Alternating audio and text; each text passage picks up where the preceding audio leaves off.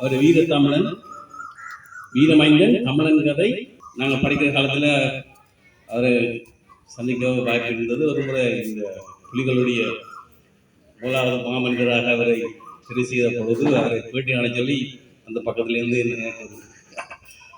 அழைத்து வந்தது. கைவிளக்கில் தான் தெரிந்து அந்த வெளிச்சம் கிடையாது. கலையில் பரிணமிக்கும் மனிதம் என்ற தரப்பில் அந்த கட்டுரைகளை நான் நம்புகிறேன். அப்போ தமிழ்நாடு அரங்கில் நினைத்திருக்கிறேன். அவருக்கான மூலாவது அங்கீகாரம் முக்கியமான இடங்கள்ல இருந்து கிடைத்தது ஒரு மிக சந்தோஷமான விடயம். ஊர்லேயே இதுவளவு ஊர நாடகங்கள் நடிக்கிறாங்க, இதுகளை பற்றி நீங்கள் ஏன் ஒன்றும் எழுதுவதில்லை என்று அவர்கள் அந்த நாடகத்தார அந்த ஊரையே மாற்றினார்கள். அந்த ரசனையை வச்சுக்கொண்டு தான் அவங்க அந்த கலை வடிவத்தை உண்டாக்குறாங்க. நல்ல பல விடயங்கள் இருக்கிறது. என்ன மாதிரி இது செய்ய போறோம்ன்றது எனக்கு தெரியல. நான் அதுக்குள்ள ஒரு ஆளா இருக்க அதை செய்ய போறோம்னு தான் சொல்றேன். இந்தியன் ஆர்மியில பீரங்கி படையின் அதிகாரியா இருந்தது. பல முக்கியமான விஷயங்கள் எங்கட அரங்க தேவைகளுக்கு கூட பயன்பட்டு இருக்குது. இந்த அவர்கிட்ட இருக்கிற ஒரு நாடகத்துல இருக்கிற ஒரு சிறப்பு என்னன்னா, இந்த பல்கலைக்கழகத்திலையும் சில நாடகங்களை பகுதி அளவில் செய்ய பழக்கி இருக்கிறார். அவர்கிட்ட ஒரு பெரிய திறமை இருக்கு. என்னன்னா, ஒற்றுத்தொகை கரெக்டர்ஸ் அவர்கிட்ட இருக்குது. ஒரு கரெக்டர் இல்லை, நிறைய கரெக்டர்ஸ் இருக்குமா அவர்கிட்ட. ஏன்னா அந்த கிட்டத்தட்ட அது ஒரு ஸ்டாக் கரெக்டர்ஸ்ன்னு சொல்றது இது நடைமுறையில். அப்போ அவையால் நிறைய கரெக்டர்ஸ் வச்சிருக்கணும். அந்த கரெக்டர்ஸ்க்கு எல்லாம் ஒரு அளவுகோல் இருக்குது. இந்த கரெக்டர்ஸ் இந்த மாதிரி தான் இருக்கும்ண்டு அந்த எல்லைக்குள்ள என்ன கரெக்டரும் சாத்தியமாகும். அப்போ அவைகளுக்கு எல்லா கரெக்டரும் சாத்தியமாகும். ஏனென்றா ஒவ்வொரு கரெக்டரும் இந்த கரெக்டர் எப்படி செய்யணும், இந்த கரெக்டர் எப்படி செய்யணும்ன்றது அந்த ஸ்கிரிப்டில் இருக்கிற இல்லை, அது ஒரு செய்து ஒரு வழக்கமா இருக்குது. கோயில்ல இருக்கிற அந்த கோபுரங்கள்ல இருக்கிற சிற்பங்களை பார்த்து உடல் நிலையால தாங்கள் தீர்மானிச்சேன். எப்படி ஒரு அதுல இருக்கிற உடல் வாகு அற பாத்திரங்கள்ல அந்த சிற்பங்கள்ல இருக்கிற உடல் நளினங்கள் என்னன்னு எல்லாம் அதையெல்லாம் பார்த்து அதே மாதிரி தான் அந்த பாத்திரங்களை அவர் உருவாக்குறது. ஆனா என்ன ஆச்சரியம் தர விஷயம்டா, அவர் அப்படி ஒரு ஸ்டாக் கரெக்டர்ஸ்ன்னு சொல்லி ஒரு வரையறுக்கப்பட்ட பாத்திரங்களுக்குள்ளால இருந்தவர் எந்த இந்தாயம்ன்ற ஒரு யதார்த்த நாடகத்தை நடிச்சதுதான் அந்த ஆச்சரியமான விஷயம். அப்படின்னா அவர்கிட்ட அந்த எண்ணத்துக்கும் தன்னை மாற்றிக்கொண்டு நடிக்கக்கூடிய திறமை அவர்கிட்ட இருந்திருக்கு. அதான் அந்த மிக முக்கியமான விஷயம். பாஞ்சாலி சபதம், குழந்தை சண்முலிங்க பாஞ்சாலி சபதம் என்ற நாடகத்தை பழக்கினவர். அப்போ அந்த அந்த நாடகத்தை பழக்க நான் ஒரு சின்ன பாத்திரம் ஏற்றேன்னா நான் அந்த நாடகத்தில் பார்த்தேன் அவர். அப்போ அவர் ஒரு கரெக்டர் எப்படி நிற்கணும்னா நின்று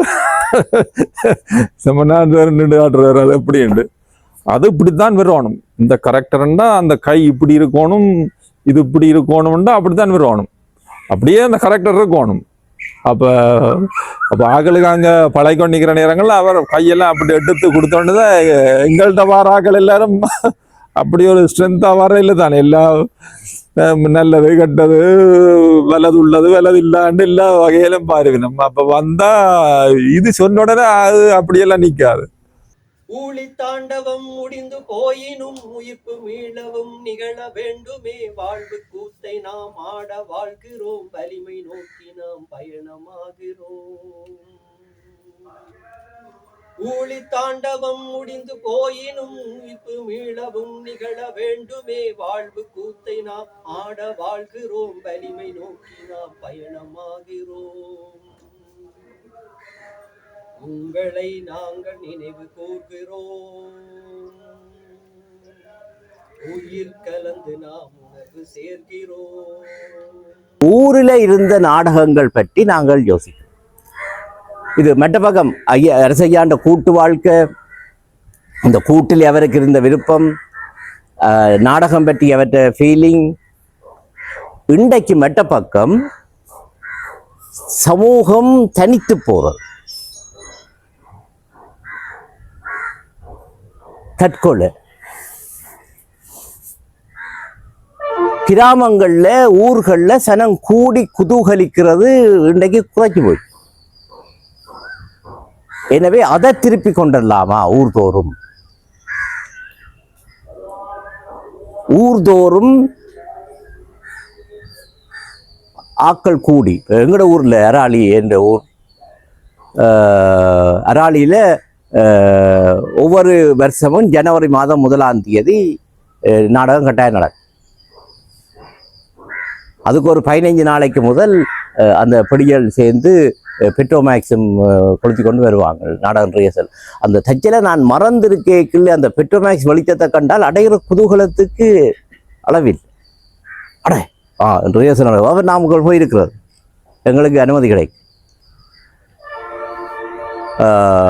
ஆனால் அந்த நாடகத்தில் பொம்பளை பாத்திரத்துக்கு அப்போ சின்ன மலம்ன்றத சின்ன மலத்தை தான் கொண்டு வந்து. அப்போ அந்த அதுக்கு இன்னொரு இடத்துல ரிஹர்சல் நடக்கும். ஆனால் அதுக்கு ஒருத்தரையும் பார்க்க விடாய். ஆனால் எனக்கு மட்டும் வேணும், நான் அப்போ 9ஆம் வகுப்பு 10ஆம் வகுப்பு எனக்கு மட்டும் வேணும், அது கிடைக்கும். நான் இந்த கதவுக்கு இடையில போய் கையெட்டி கொண்டு இருக்கேன். அப்போ ஊர்களில் இப்படி சேர்ந்து நாடகம் நடிக்கிறது. ஆனால் அதில் அந்த காட்டி கொடுக்குறதுக்கு பெருசாக ஒருத்தரும் இல்லை. அங்கே சில இடங்களில் இப்போ நான் சொல்கிற நாடகத்தில் சுந்தரம்பிள்ளை மாஸ்டர்ன்ற ஒரு ஆள் இருந்தவர். ஆனால் அவரும் காட்டி கொடுக்குறே இல்லை.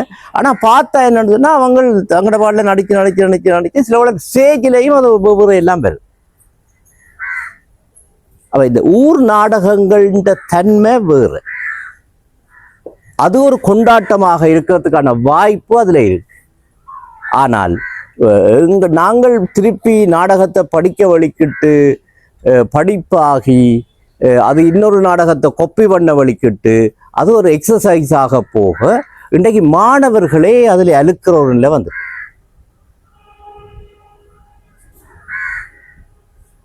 அது ஒரு கடும் எக்ஸசைஸாக இப்போ மாறும். அப்போ இதே திருப்பி ஊர் நாடகங்களை கொண்டு வருவதன் மூலம் நாங்கள் இதை இந்த ஊரில் ஒரு செழுமையான ஒரு கொண்டாட்ட கல்ச்சரை கொண்டு வரலாமா, அதன் மூலம் ஊர் ஒற்றுமைப்படுறது வந்து சொல்லுவாங்க.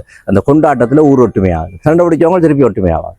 அப்போ இப்படியான நிலைமையை உருவாக்கலாமா என்றதில் தான் நாங்கள் இந்த அரசையாவின் நினைவை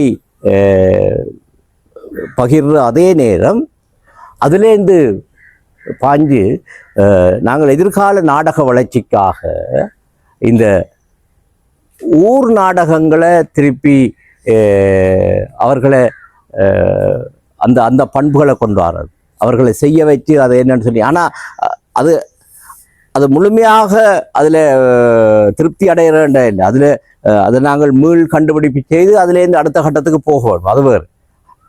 ஆனால் முதல்ல அதை அவர்கள் செய்கிறத நாங்கள் எங்களுடைய ஆலோசனைகளையும் போட்டு அதை ஒரு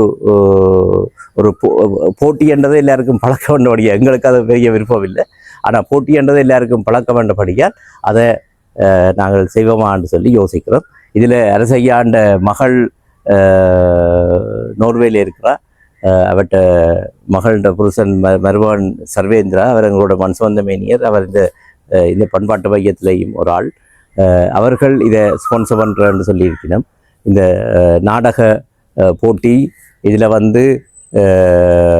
இந்த முதலாவது பரிசு 1 லட்சம் வேண்டும், 2வது பரிசு 50,000 வேண்டும், 3வது பரிசு 25,000 வேண்டும், 75 50,000, மற்ற ஆறுதல் பரிசும் 15,000 கொண்டு ஆறுதல் பரிசுகள் வேண்டும், 5 பேருக்கு என்று சொல்லி தாங்கள் அதை செய்கிறோம் என்று சொல்லியிருக்கிறோம். மற்ற நாடகத்தை அந்த அந்த கிராமங்களில் நடக்கிற ஊர்களில் நடக்கிற அந்த அந்த நிகழ்ச்சிகளை கொஞ்சம் ஏற்பாடு செய்கிறதுக்கான உதவிகளையும் செய்கிறோன்னு சொல்லியிருக்கிறோம். அந்த எங்களுடைய இலக்கு என்று சொன்னால் ஊர் கூடி ஊரரங்கும், ஊர்கள் கூடி தேசத்து பேரரங்கும் என்றதான் எங்களுடைய இலக்கு.